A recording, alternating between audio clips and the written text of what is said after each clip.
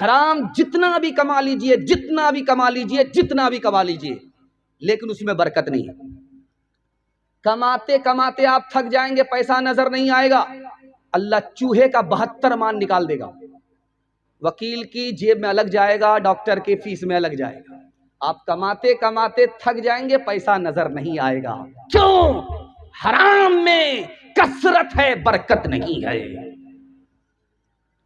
اگر برکت ہوتی تو 74 سال میں امریکہ برباد نہیں ہوتا۔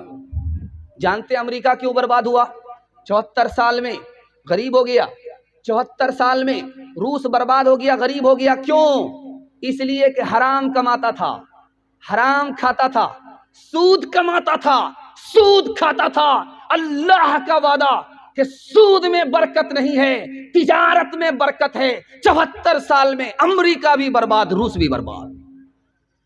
اور ایک بات یاد رکھیے، حرام انسان کو حرام کی طرف لے جاتا ہے۔ جانتے ہیں کیوں؟ سنیے، لکھنؤ آپ جانتے ہیں، لکھنؤ میں مسلمانوں کی کمیٹی بیٹھی، یہ سننے کے لیے، سنانے کے لیے کہ مسلمان ترقی کیسے کرے گا۔ تو ان مسلمانوں نے کہا کہ سود کو مسلمانوں نے چھوڑ دیا، اس لیے ترقی نہیں ہے۔ سود کو پکڑے گا مسلمان، ترقی کرے گا۔ اگر آپ نے سود کو گناہ نہیں سمجھا، اس دن آپ کا ایمان چلا جائے گا۔ حرام انسان کو حرام کی طرف لے کر کے آیا اور سینے سے ایمان کا جنازہ اٹھ گیا۔ دھیان سے سنیے گا، ایک مثال پر پیغام کو ختم کر رہا ہوں۔ آپ دیکھے ہوں گے سماج میں جب کتا پیشاب کرتا ہے تو ٹانگ اٹھا لیتا ہے۔ آپ نے دیکھا ہے کتا پیشاب کرتا ہے ٹانگ اٹھاتا ہے، کیوں اٹھاتا ہے یہ راز آپ کو بتا رہا ہوں۔ جب کتا پیشاب کرتا ہے ٹانگ اس لیے اٹھاتا ہے کہ ٹانگ میں پیشاب نہ لگے، اس لیے اٹھاتا ہے۔ لیکن اسی کتا کو دیکھیے گا منہ سے پخانہ اٹھا رہا ہے، تو اس وقت اس کو نظر نہیں آتا کہ ٹانگ کو تو بچا رہے ہیں، منہ کو کیوں نہیں بچاتے؟ یہی حرام کمانے والے کا حال ہے، وہ پیشاب سے اپنے کو بچاتا ہے، پخانہ سے اپنے کو بچاتا ہے، یہ گندگی ہے۔ لیکن پیشاب پخانہ سے بھی زیادہ گندی چیز جو حرام ہے اس کو حلق کے نیچے اتار رہا ہے۔ دیکھیے انسان کو حرام کہاں پہنچاتا ہے۔ آخری مثال پر پیغام ختم کر رہا ہوں۔ آپ لوگ سننے کے لیے یہاں سے لے کر کے وہاں تک تیار ہیں؟ دونوں ہاتھ اٹھائیے انشاءاللہ۔ بیٹی کی شادی فری میں کریں گے، ہاتھ اٹھائیے انشاءاللہ۔ بیٹا کی شادی فری میں نہیں کریں گے، ہاتھ اٹھائیے انشاءاللہ۔ دھیان رکھیے گا، تیزی کے ساتھ نکل جائے گا، بہت تیزی کے ساتھ نکل جائے گا۔ دھیان سے آپ دیکھیں گے کتا کو، کوا کو، دونوں کے فرق کو دکھا رہا ہوں۔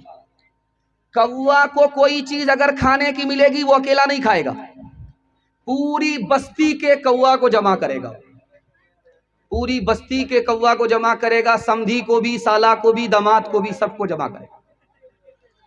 جب سب لوگ جمع ہو جائیں گے تب وہ کھائے گا۔ لیکن یہی حال دیکھیے دوسری طرف کتے کا، اس کو اتنا بڑا ہاتھی ملا ہے کھانے کو، اکیلا کھا نہیں سکتا، وہ خود بھی نہیں کھائے گا، پوری بستی کے کتے کو کھانے نہیں دے گا۔ حرام کمانے والے کا حال یہی ہے، وہ خود کنجوسی کرتا، خود بھی نہیں کھاتا ہے، اور قوم کی مصیبت میں بھی اس کا پیسہ کام نہیں آتا ہے۔ کتا اور حرام کمانے والا دونوں برابر۔ انشاءاللہ حلال کمائیں گے، انسان اور مسلمان رہیں گے، حساب سے خرچ کریں گے، غریب سے اللہ غنی بنا دے گا۔ ہاتھ اٹھا کر کے وعدہ کیجیے، لوٹ کر کے لائیں گے، کوٹ کر کے کھائیں گے۔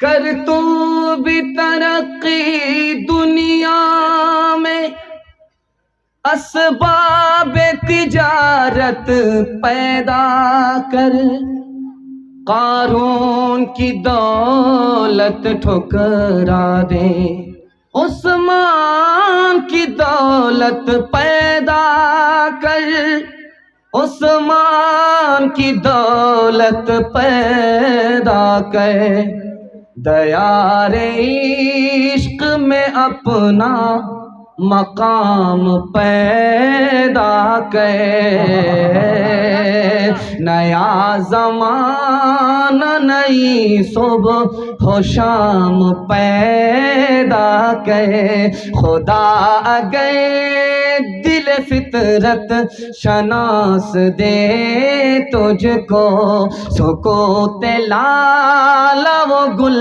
سے کلام پیدا کر، میرا طریق امیری نہیں فقیری ہے، خودی نہ بیچ غریبی میں نام پیدا کر، خودی نہ بیچ غریبی میں نام پیدا کر۔ دھیان سے سنیے گا، مدرسے کے حوالے سے سنا رہا ہوں، آپ لوگ سننے کے لیے تیار ہیں؟ دونوں ہاتھ اٹھائیے انشاءاللہ، بالکل صحیح، ذرا ساتھ خون معاف ہے آپ کا، پیشاب پخانہ روک کر کے بیٹھیں گے، ہاتھ اٹھائیے انشاءاللہ، یہ غلطی مت کیجیے گا، نکل جائیے گا، مجمع خراب ہو جائے۔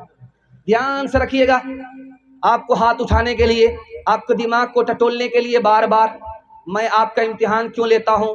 تاکہ میرا پیغام ضائع نہ ہو جائے، اس کی حفاظت ہو، آپ دماغ سے بھی بیدار رہیں، دل سے بھی بیدار رہیں، اور پیغام دل تک پہنچ جائے اور عمل کے کان تک پہنچ جائے۔ اللہ ہمارے سنانے کو، آپ کے سننے کو بے حد قبول فرمائے۔ دھیان سے سنیے گا، چوتھا پیغام مدرسے کے حوالے سے لے کر کے آ رہا ہوں۔ جلسہ آپ کا آدھا سے زیادہ گزر چکا ہے، تھوڑا سا جلسہ باقی رہ گیا ہے، محبت کے ایک جھٹکے میں انشاءاللہ ہاتھی تو پاس ہو گیا ہے، دم پھنسی ہوئی ہے، انشاءاللہ وہ بھی پاس ہو جائے۔ دھیان سے سنیے گا، تیزی کے ساتھ نکل جائے۔ مسجد میں امام نہیں ہے، نماز ہو رہی ہے، مسجد ویران ہے۔ مسجد میں امام تو ہے، ڈاکٹر کا فیس نگد ہے، امام کی تنخواہ ادھار ہے، مسجد ویران ہے۔ مسجد میں امام تو ہے لیکن غلام سے بدتر زندگی گزار رہا ہے، جس کی بیوی پر حکومت نہیں ہوتی وہ بھی امام پر آ کر کے حکومت کر رہا ہے، مسجد ویران ہے۔ ساری دنیا امیر ہو رہی ہے لیکن امام غریب سے غریب ہوتا جا رہا ہے، مسجد ویران ہے۔ دھیان سے سنیے گا، مدرسے کا 4 احسان پوری ملت پر۔ پہلا احسان، اگر یہ مدرسہ نہیں ہوتا تو اسلام باقی نہیں رہتا، اگر یہ مدرسہ نہیں ہوتا تو ہم انسان نہیں رہتے، جانور سے بھی بدتر ہو جاتے، اگر یہ مدرسہ نہیں ہوتا تو ہمارے بچے کو باپ نہیں ملتا، کیونکہ نکاح سے ہی بچہ حلال ہوتا ہے، اور نکاح پڑھانے والا مدرسے ہی کا آدمی ہوتا ہے۔ یہ مدرسہ نہیں ہوتا تو بچے کو ماں ملتی، باپ نہیں ملتا، یہ مدرسہ نہیں ہوتا تو ہمارے بچے کو فری میں تعلیم نہیں ملتی۔ لیکن اس مدرسے میں پڑھنے والے کتنے لوگ ہیں؟ 100 میں صرف 4 بچے، 100 میں صرف 4 بچے مدرسے میں پڑھنے کے لیے آ رہے ہیں، باقی سب گول ہے۔ مدرسے کا عالم اگر مدرسے میں کام کر رہا ہے تو ہم کہتے ہیں کہ یہ تو تنخواہ لے کر کے کام کر رہا ہے، کون سا دین کا کام ہو رہا ہے۔ مدرسے کا عالم اگر غریب ہے تو کہتے ہیں اس کو تو دنیا سے کوئی مطلب ہی نہیں ہے۔ مدرسے کا عالم اگر امیر ہے تو چائے کی دکان میں بولتے ہیں کہ راتوں رات کہاں سے مالدار ہو گیا، ضرور گھوٹالہ کیا ہوگا۔ مدرسے کا عالم اگر سیاست میں آ گیا تو ہم کہتے ہیں کہ عالم کو کیا ضرورت ہے سیاست میں آنے کی۔ اور ابھی 3 خیال بڑے خطرناک ہیں جو میں آپ کے سامنے رکھنے کے لیے جا رہا ہوں۔ کیا کہتے ہیں کہ حضور کے زمانے میں مسجد بڑی ہوتی تھی، ابھی کے زمانے میں مدرسہ بڑا ہو رہا ہے، مدرسے پر انگلی اٹھا رہے ہیں۔ حضور کے زمانے میں صحابہ کے سینے میں درد ہوتا تھا، آج کے مدرسے کے عالموں کے سینے میں درد نہیں ہے، عالموں پر انگلی اٹھا رہے۔ تیسری بات، حضور کے زمانے میں کلمہ اور ایمان کی تعلیم ہوتی تھی، آج مدرسے میں کلمہ اور ایمان کی تعلیم نہیں ہوتی، مدرسے کی تعلیم پر انگلی اٹھا رہے۔ جانتے ہیں انگلی اٹھانے والے کا کتنا بڑا نقصان ہے؟ 3 نقصان ہے۔ اللہ اس کو علم سے محروم کر دے گا، اس کے خاندان کو علم سے محروم کر دے گا، وہ خود بھی گمراہ ہوگا، اس کی اولاد بھی گمراہ ہو جائے گی۔